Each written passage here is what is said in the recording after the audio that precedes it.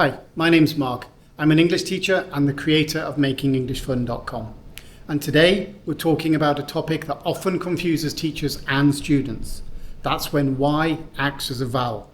This little letter pulls double duty as both a consonant and a vowel, and understanding its role can make reading and spelling so much easier for your kids.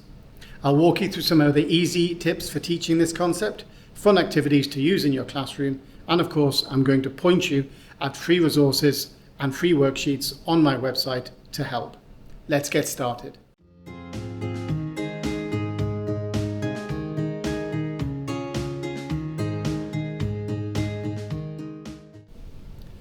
So let's start with the basics. The letter Y is a consonant when it is at the start of a word, like in yellow or yard, but it becomes a vowel when it makes one of two sounds. It can make a long E sound, like in happy, or a long I sound, like in cry.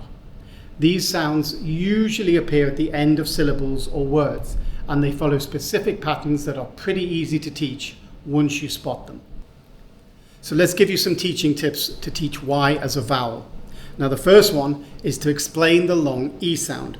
Y makes a long E sound in words with more than one syllable.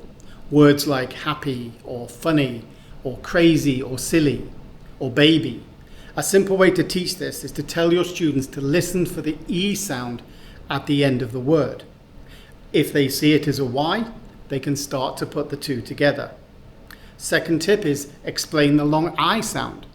Y makes a long I sound in a one-syllable word, like in my or sky or fry.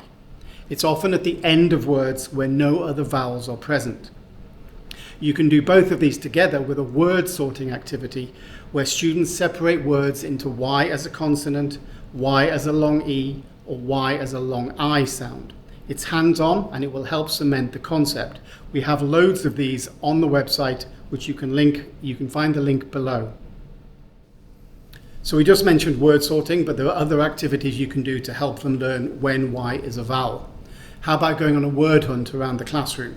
They can look in books or they can look at signs on the wall and they can find where Y is a vowel or Y is a consonant and write them down. For example, candy is a long E and fly for long I. Or you could do a rhyme time, which is to find rhyming pairs to practice Y as vowel. For example, the long E words, I just did them, funny, sunny, bunny, or long I words, cry, sky, fly. This reinforces the vowel sound while keeping it fun and engaging. And of course, bingo. You can include squares with words as Y as a vowel, Y as a consonant, and call out the words. Students mark the ones they hear on their cards. The first to get a bingo wins. This works great for small groups or even for the whole class. So the main challenge that I've found here is that students have trouble recognizing when Y will be a vowel or when it will be a consonant. And the simple thing is just to tell them or remind them that Y at the beginning is going to be a consonant, unless it's not an English word. There are some exceptions there. If it's inside a word, it's very likely to be a vowel sound.